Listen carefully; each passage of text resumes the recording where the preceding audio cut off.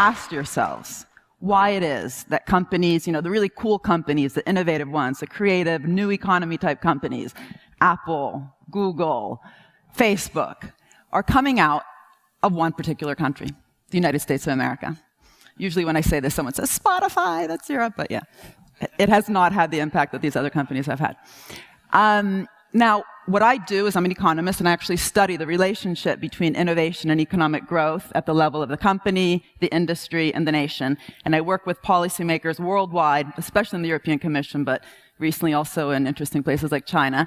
And I can tell you that that question is on the tip of all of their tongues. Where are the European Googles? What is the secret behind the Silicon Valley growth model, which they kind of, understand is different from this old economy growth model?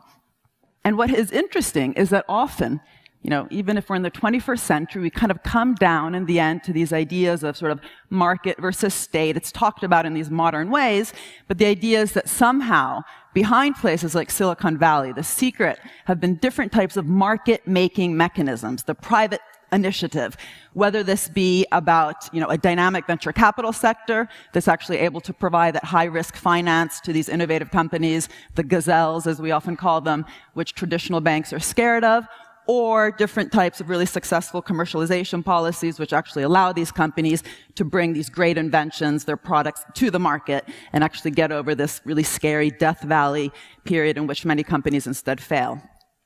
But what really interests me, especially nowadays because of what's happening politically around the world, is the language that's used, the narrative, the discourse, the images, the actual words.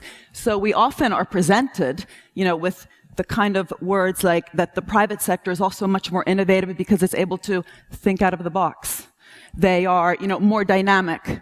Think of Steve Jobs' really inspirational speech to the 2005 graduating class at Stanford, where he said, to be innovative, you gotta stay hungry, stay foolish, right? So these guys are kind of the hungry and foolish and colorful guys, right? And then places like Europe, it might be more equitable, we might even be a bit better dressed and, eat better than, say, the US, but the problem is this damn public sector.